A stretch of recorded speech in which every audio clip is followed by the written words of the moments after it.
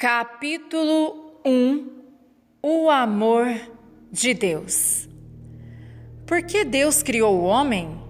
Esta é uma pergunta importante que precisa ser respondida por aqueles que procuram compreender seu Criador e o relacionamento com Ele. As respostas mais comumente dadas hoje em dia incluem pensamentos tais como: o homem foi criado para a glória de Deus, ou o homem foi feito para louvá-lo e glorificá-lo.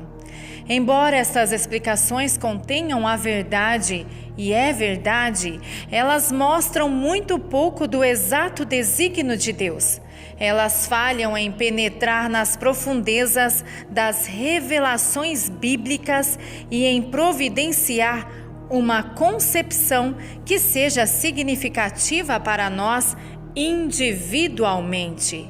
Tais respostas tendem a transmitir uma impressão geral, impessoal, referente às intenções de Deus para com o homem.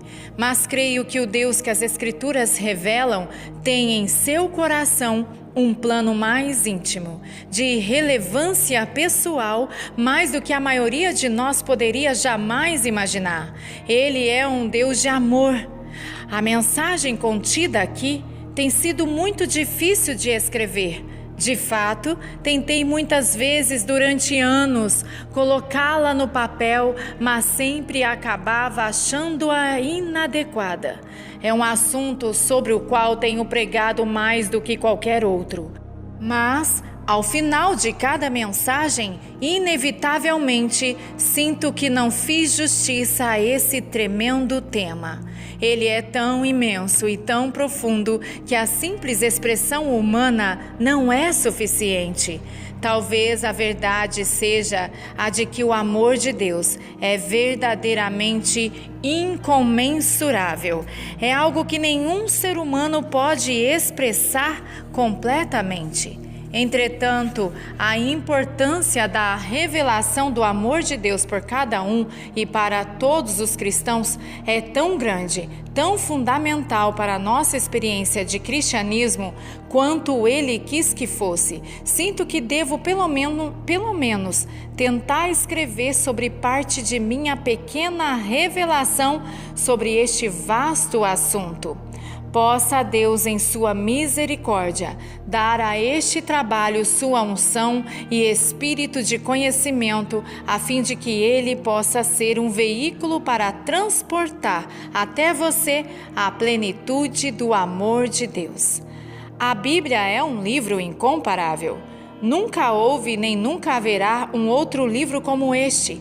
Na verdade, seria impossível para qualquer ser humano ou mesmo para um grupo de seres humanos escrever tal livro. Somente Deus poderia tê-lo feito. A complexidade da Bíblia, o entrelaçamento dos assuntos e a linha da história combinados com uma exatidão surpreendente de detalhes contidos nela, colocam-na muito acima de qualquer outro trabalho escrito. Quando acrescenta-se a estas considerações o fato de que esse livro não foi manuscrito por um só homem num só tempo, mas por muitos diferentes homens em um período de mais de 1400 anos, seu caráter extraordinário é ainda mais evidente. Qualquer leitor honesto da Bíblia eventualmente será levado a ajoelhar-se em reverente louvor ao Deus Todo-Poderoso. Como em muitas obras de literatura no início desse livro maravilhoso, encontramos umas poucas sementes, as primeiras pequenas introduções a tudo o que estará acontecendo no resto de suas páginas. O livro de Gênesis não é apenas uma história interessante ou uma fábula sobre os primórdios da história do homem. Em vez disso, nos primeiros capítulos, nós encontramos de uma forma muito concentrada a essência do que Deus estará nos falando em todo o livro. Nas primeiras páginas bíblicas, o início de todas as intenções de Deus é manifestado. Dessa forma, parece importante à medida que iniciamos nossa investigação dos propósitos de Deus, olhar muito cuidadosamente para os primeiros capítulos da Bíblia. Subtítulo: Uma decisão importante. Logo após a criação deste mundo, o Deus da glória manteve um solene conselho consigo mesmo. Após esta respeitosa conferência, ele fez o seguinte pronunciamento: façamos o homem à nossa imagem, conforme a nossa semelhança. Gênesis 1, 26. Isto é algo de grande significado. O Criador de todo o universo decidiu moldar um ser que se assemelhasse a Ele próprio. Ora, por que Deus faria algo assim? Porque Ele faria uma criatura que pode ser descrita como uma representação miniaturizada dele mesmo? Certamente devemos concluir que é mais do que uma fantasia passageira. Nosso Deus tinha em sua mente um propósito grandioso. O homem não era um experimento, uma reflexão tardia ou simplesmente um novo tipo de criatura com a qual ele povoaria o planeta.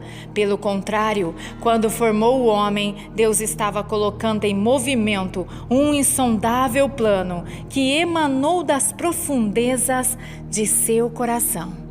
Consequentemente, o homem é uma criatura única nos desígnios do Todo-Poderoso.